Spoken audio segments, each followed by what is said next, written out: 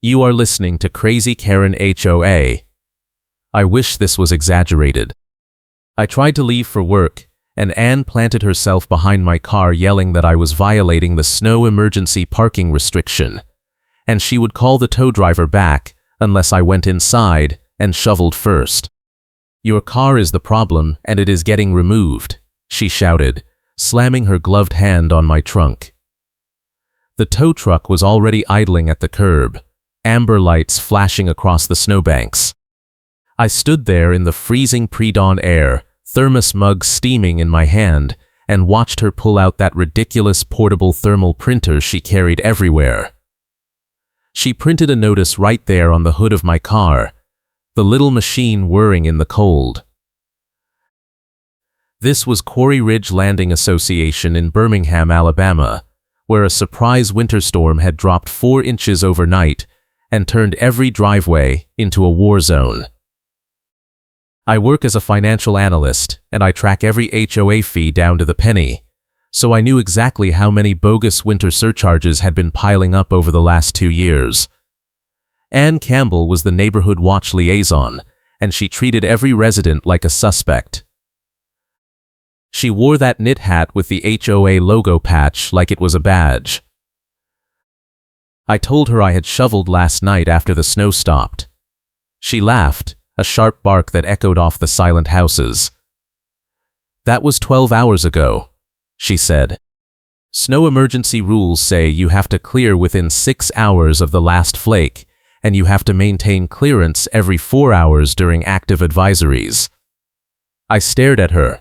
There was no active advisory anymore. The city had lifted it at midnight. She waved the slip of paper in my face. Your camera does not matter, my minutes are the truth, she said. I had my doorbell camera footage saved, time-stamped, showing me out here at 11 last night with the shovel.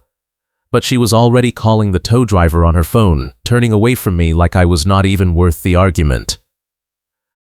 The driver climbed down from his truck, clipboard in hand, boots crunching on the ice.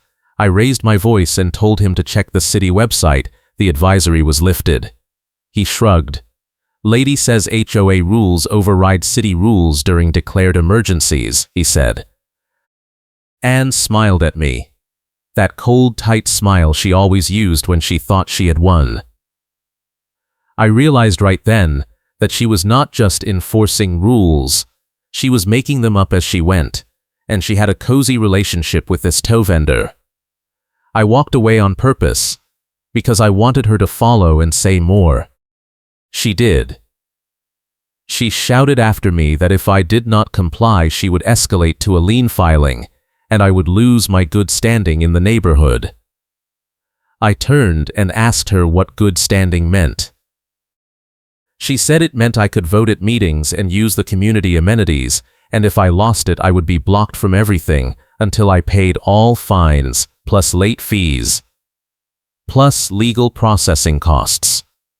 I asked her how much that would be. She pulled out her phone and tapped a few times. $8,200, she said, as of this morning. The tow driver hooked my car anyway. I stood there watching the winch pull the front wheels off the ground, metal scraping on ice. Anne told him to take it to the impound lot on the east side, the one that charged $150 a day storage. I asked her if she was getting a cut. Her face went red. She stepped close to me, close enough that I could see the frost on her eyelashes, and said, "You do not shovel to my standard, you pay to my standard." That was her line. She had said it to 3 other people on this street in the last month, always with that same smug tone. I had heard it repeated in the neighborhood group chat, mocked and screenshot and forwarded.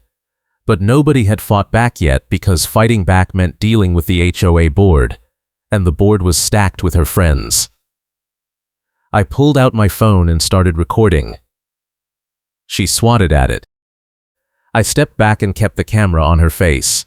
She said I was harassing her and she would call the police. I told her to go ahead. The tow driver finished securing my car and drove off, slow and careful on the icy street. I was late for work now, and I had no car, and I was standing in my own driveway getting threatened by a woman in a logo beanie. A teenager on a bike came sliding to a stop on the slush nearby, one foot dragging to slow down, and just watched us with wide eyes. I waved at him. He waved back and kept watching. Anne noticed him and told him to move along. He did not move. She turned back to me and said this was not over. I agreed. I told her I had been documenting every bogus fee, every selective enforcement, every mystery winter surcharge, and every shady contractor relationship for 6 months. She laughed again. She said documentation did not matter because the board had final say and the board trusted her minutes. I asked her if the board knew about the kickbacks. Her smile vanished. She told me I was making libelous accusations and she would sue me personally. I said that was fine. Discovery would be interesting. She turned and walked away, boots slipping a little on the ice, and got into her car. She sat there for a minute, engine running, staring at me through the windshield. Then she drove off.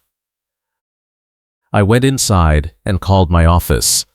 I told them I would be late. Family emergency. Then I sat down at my kitchen table and opened my laptop. I had been building a spreadsheet since August, tracking every fine the HOA issued, every contractor invoice that appeared in the quarterly reports, every fee increase that did not match the bylaws. What I found was a pattern. Anne had a relationship with 3 vendors: the tow company, the snow removal contractor, and a landscaping company that did summer work. Every time one of those vendors showed up, the HOA logged fees that were 15 to 20% higher than the actual invoices I had pulled from public records requests. The difference was not explained anywhere.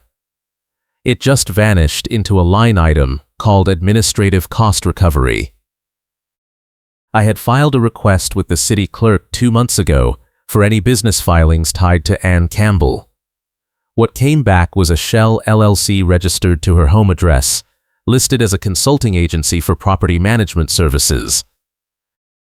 The same LLC appeared as a payee on 2 of the vendor invoices, buried in the footnotes. She was billing the HOA for referring work to her own contractors, then skimming the markup. It was clean enough that nobody had noticed, but sloppy enough that it left a trail. I printed everything. I made 3 copies. I put 1 set in a folder, 1 set in my car which was now gone, and 1 set in a safe deposit box at the bank. Then I started going through the complaint log. The HOA kept a shared complaint log on their website, supposedly anonymous but obviously not, because Anne wrote half the entries in her own voice. There was a whole section on snow violations. 17 complaints since December, all filed by the same account, all using the same phrasing. Unshoveled walkway presents liability risk. Delayed clearance violates emergency protocol. Vehicle obstruction creates safety hazard. Every single one was signed with her liaison title. I cross-referenced the addresses. 12 of the 17 were people who had voted against a fee increase at the last annual meeting. 3 were people who had filed their own complaints about the plow crew pushing berms back into driveways. 2 were people who had asked for financial transparency at board meetings. It was retaliation, plain and simple, dressed up as safety enforcement. I took screenshots of everything. Then I checked the meeting schedule. The next board meeting was in 3 days. The agenda was already posted. There was a line item about finalizing the winter violation policy and approving lien filings for non-compliance. My name was on the list. So were 4 other people. The total claimed fees were $31,000. That was the time pressure. If I did not stop this before that meeting, they would file the lien packets the next day, and I would be fighting this in court for months while my credit tanked and my neighbors watched. I needed to flip this now. I called the city clerk. Her name was Diane, and she had helped me before when I was tracking down the vendor filings. I asked her if there was any rule about HOA board members having financial conflicts of interest. She said it depended on the state and the bylaws. In Alabama, HOAs were not as regulated as condos, but if the bylaws required disclosure and someone was hiding a business relationship, that could be grounds for removal or a lawsuit from the members. I asked her if she could pull any more records on Ann Campbell or the LLC. She said she would try, but it might take a few days. I told her I had 3 days max. She said she would do what she could. I thanked her and hung up. Then I called a lawyer. I had consulted with him once before when the HOA tried to fine me for parking my work car in my own driveway overnight. He had written a single letter and the fine went away. I told him what was happening now. He listened, asked a few questions, and said it sounded like embezzlement or at least self-dealing. He said if I could prove it at a meeting with witnesses, the board would have to act or risk personal liability. He said he could attend the meeting as my representative if I wanted, but it would be more dramatic if I did it myself. He would prep me on what to say and what not to say. I agreed. He said he would send me a memo by tomorrow. I thanked him and hung up. I felt a little better. I had a plan, but I still did not have my car. I called the impound lot.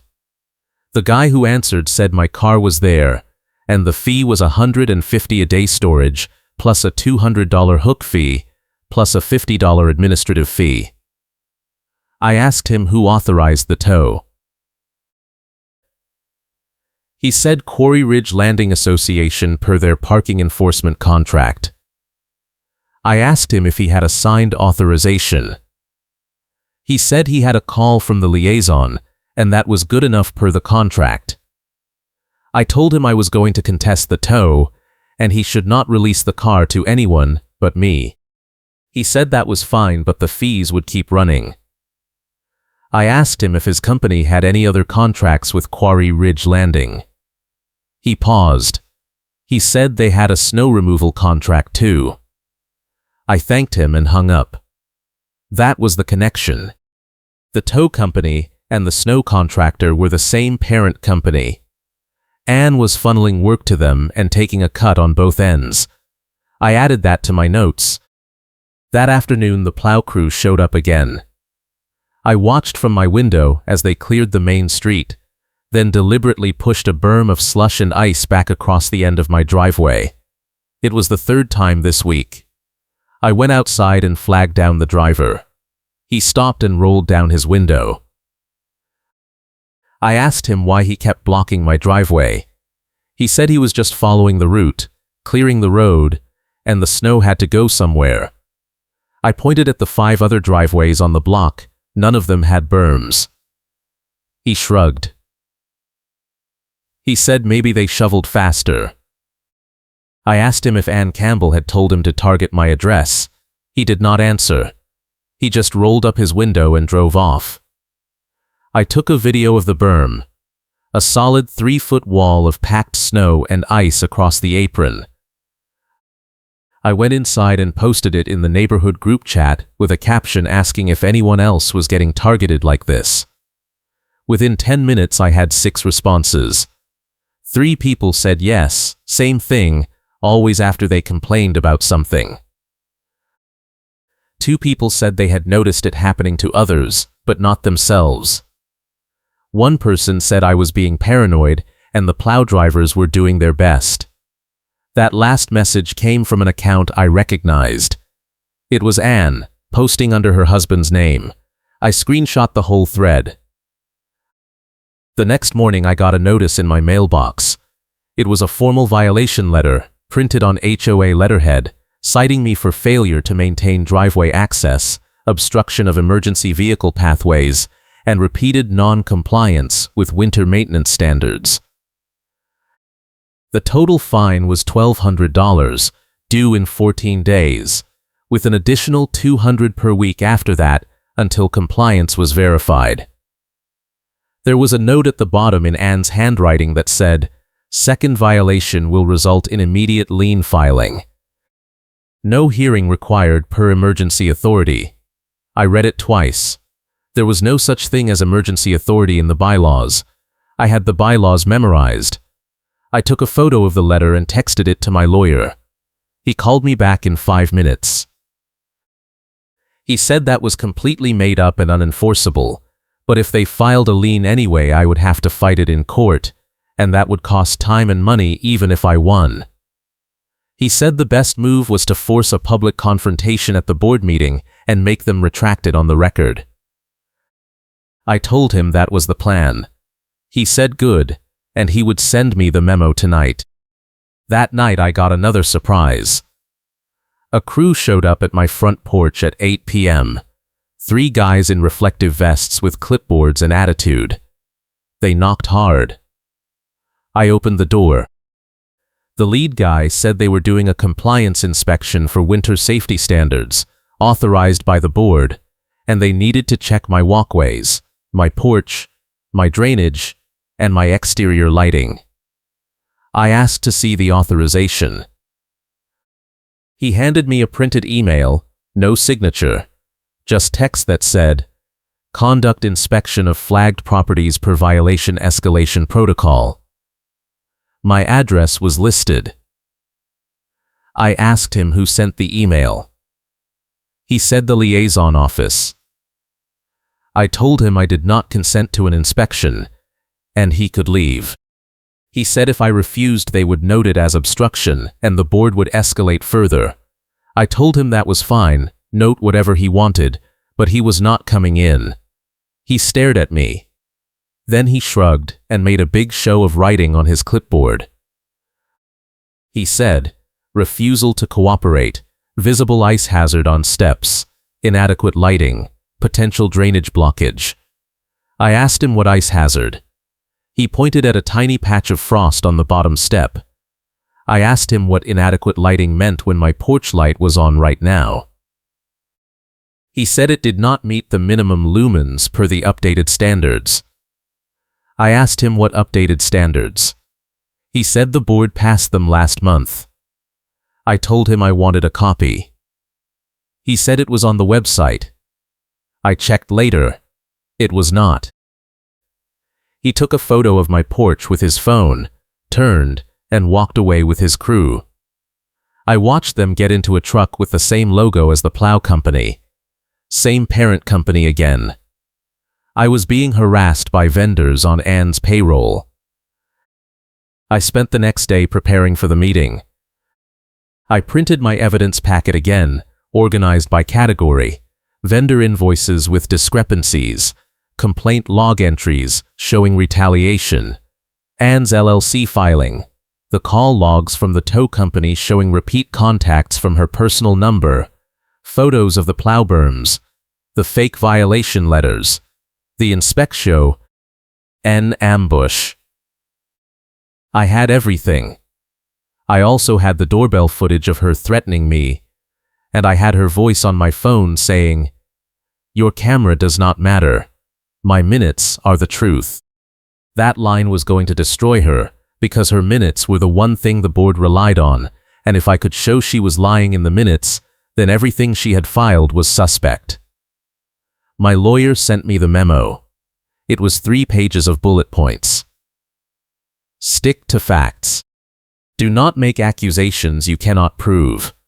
Let the evidence speak. If they try to shut you down, invoke your right to speak as a member in good standing. If they claim you are not in good standing, challenge them to show proof of a valid hearing. Do not lose your temper. I read it 5 times. The morning of the meeting I got my car back. I had to pay $450 to the impound lot, cash only, and sign a waiver saying I would not sue them. I took a photo of the receipt. Then I drove home and parked in my driveway. The berm was still there. I shoveled it out myself every chunk of frozen slush, and piled it neatly on the curb strip. It took an hour. I was sweating under my jacket by the time I finished. A neighbor walked by and asked if I was okay. I said I was fine. She said she had seen the tow truck and the inspection crew and she thought it was insane. She said half the neighborhood was talking about it and people were scared Anne was going to come after them next. I asked her if she would come to the meeting tonight. She said she would try. I thanked her. The meeting was at 7 p.m. in the community clubhouse. I got there at 6:30. The parking lot was already half full. I recognized a few cars. I went inside. The room was set up with a long table at the front for the board members and rows of folding chairs for residents.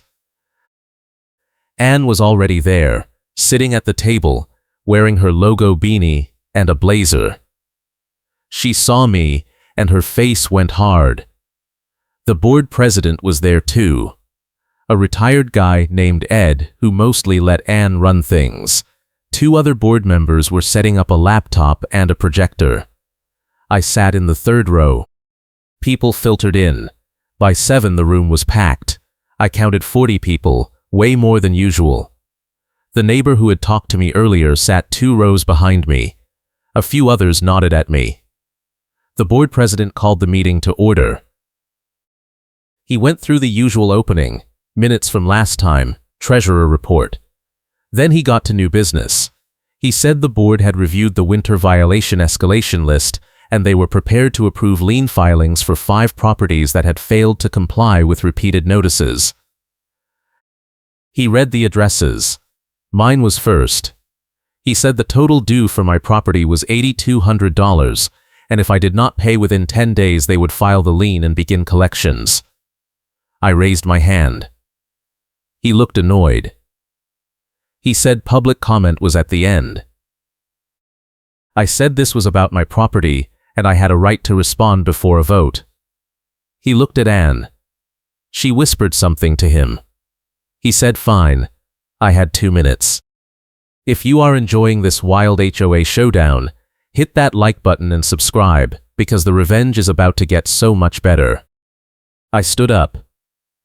I said I was contesting every charge because they were based on false violations, selective enforcement, and financial conflicts of interest.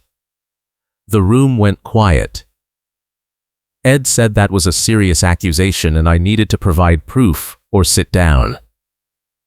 I said I had proof. I walked to the front and handed him my evidence packet. I handed copies to the other board members. I handed one to Anne. She did not take it. I put it on the table in front of her. Then I turned to face the room.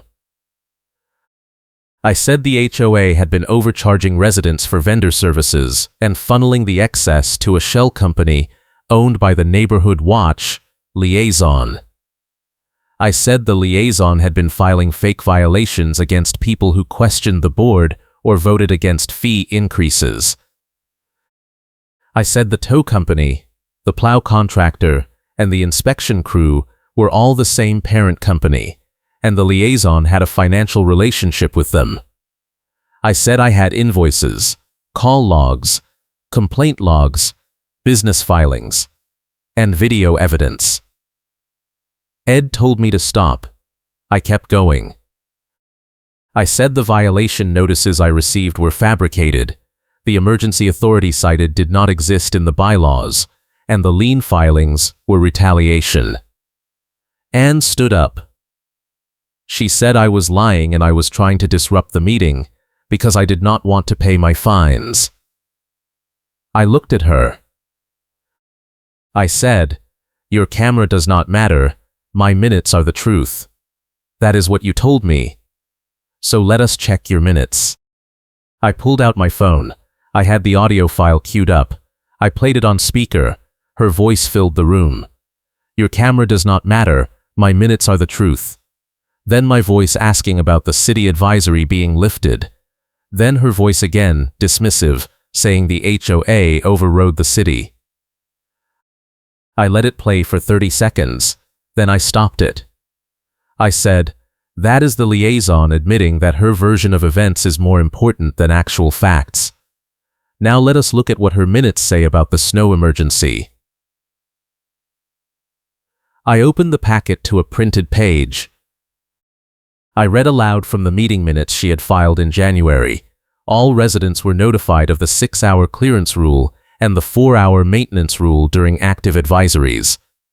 I stopped. I said the city had lifted the advisory 12 hours before she tried to tow my car, and I had cleared my driveway within 6 hours of the last snowfall. I said her own minutes proved she was lying. Ed looked at Anne. Anne said the minutes were accurate and I was twisting the facts. I said fine, let us talk about the contractor payments. I opened the packet to another page. I said the HOA had paid the snow removal vendor $43,000 last winter for services that should have cost $31,000 based on the invoices the vendor filed with the city. I said the difference went to administrative cost recovery, which was a line item that did not appear anywhere in the budget or the bylaws. I said the same thing happened with the tow company and the landscaping company. I said the total discrepancy over 2 years was $67,000. I said a Shell LLC registered to the liaison's home address appeared as a payee on some of those invoices.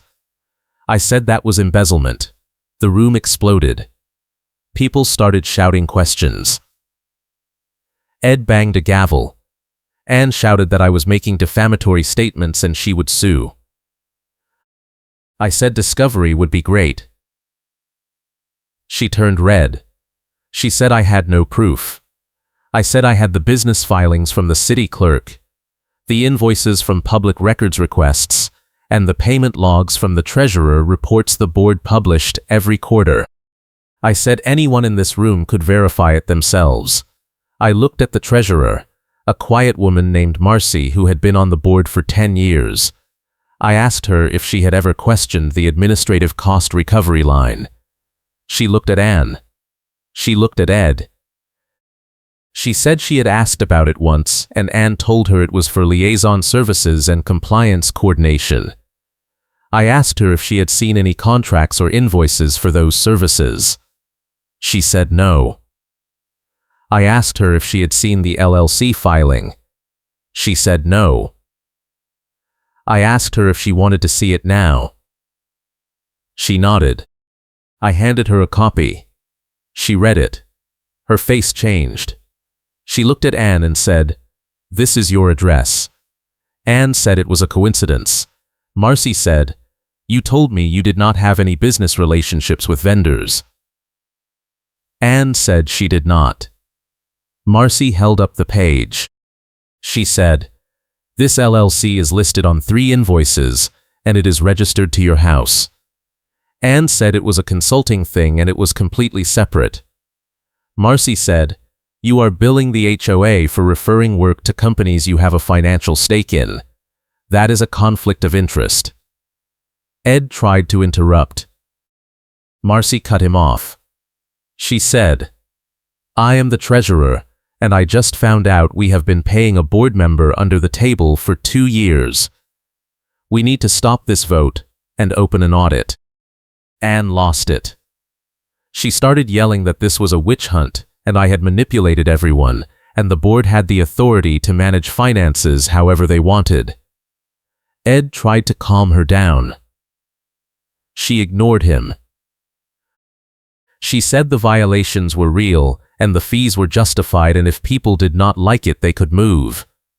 Someone in the audience shouted, "You are stealing from us." Someone else said, "You towed his car for no reason." A third person said, "You are targeting people who disagree with you." Anne turned on them. She said they had no idea what it took to run a neighborhood and keep people safe and enforce standards. She said she worked for free and this was the thanks she got. I said, "You are not working for free if you are getting kickbacks." She screamed at me. She said I was a liar and a troublemaker and she was going to make sure I never lived peacefully in this neighborhood again. Ed banged the gavel again. He said we needed to table this and investigate.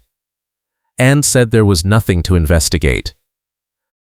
Marcy said, I am calling for a vote to suspend the lien filings until we complete a financial review. Ed said that was out of order. Marcy said, I am the treasurer, and I am invoking my authority to freeze any payments tied to potential fraud. Ed looked lost. Anne stood up. She ripped off her logo beanie and threw it on the table. She said, Fine. You want to turn on me? Go ahead. But when this place falls apart because nobody else will do the work, do not come crying to me. Then she grabbed her coat and walked out. The room was dead silent. The door slammed behind her. Ed sat there staring at the table. Marcy looked at me. She said, Do you have copies of everything? I said yes. She said, Leave them with me. We are going to need an attorney. The meeting ended 20 minutes later. Ed said they would schedule a special session to review the financial records, and they would not move forward with any lien filings until that was complete. People came up to me afterward and thanked me. A few said they had been afraid to speak up. One guy said he had been fined $800 for a snow violation that he knew was bogus, but he paid it because he did not want the fight. I told him to file a complaint with the new board and ask for a refund. Marcy asked me to meet with her and the attorney the board was going to hire. I said I would. I went home and sat in my kitchen and just breathed for a while. My phone buzzed. It was a text from Diane, the city clerk. She said she had pulled some more records, and it looked like Anne's LLC had contracts with 2 other HOAs in the metro area, and there were complaints filed against her in both places for the same kind of thing. She said I might want to share that with the board. I thanked her. I forwarded the message to Marcy. The next week moved fast. The board hired an attorney who specialized in HOA disputes. He reviewed my evidence and Marcy's records. He found more discrepancies. The total came to $89,000 over 3 years. He said it was enough to refer to the state attorney general for fraud investigation and enough to sue Anne personally for restitution. The board voted to terminate her as neighborhood watch liaison. They voted to retract all winter violations issued in the last 6 months and refund any fees that had been paid. They voted to sever the vendor contracts with the tow company and the plow contractor and put the work out for competitive bid. They sent a letter to every resident explaining what had happened and apologizing. Ed resigned. Marcy became acting president. She scheduled a special election for new board members and asked me if I wanted to run. I said no. I just wanted my money back and my name cleared. 2 weeks later, I got a check for $450, reimbursement for the tow fees. I got a second check for $1,200, reimbursement for the bogus fines. I got a written letter from the HOA management company saying all violations against my property had been retracted and my account was clear. That was the payback. Clean, legal, and on the record. Anne never came back to another meeting. I heard through the neighborhood chat that she moved out 2 months later. The state investigation is still ongoing. Marcy told me they found evidence of similar schemes in the other HOAs Diane had flagged, and Anne might be facing charges. I do not know if that will happen. What I do know is that the new board passed a winter policy that actually makes sense, with clear timelines, a neutral appeal process, and a requirement that all fines be backed by photographic evidence and timestamps. They also passed a rule that board members have to disclose any business relationships with vendors and recuse themselves from votes involving those vendors. It is not perfect, but it is better. The neighborhood feels different now. People are not afraid to ask questions. The group chat is active again, but it is neighbors helping each other instead of Anne policing everyone. Someone started a winter shoveling co-op where people check on elderly neighbors and help clear walkways. It is the kind of thing Anne would have hated because she could not control it. I still see her logo beanie sometimes, stuffed in a box in the clubhouse storage closet. Nobody wants to wear it.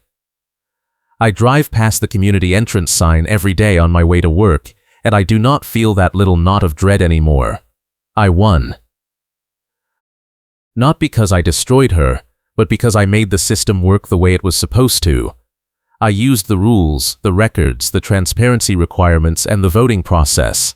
I did it all legally, and I did it in front of witnesses, and nobody could deny what happened. That is the kind of revenge that lasts. I hope your week goes smoothly,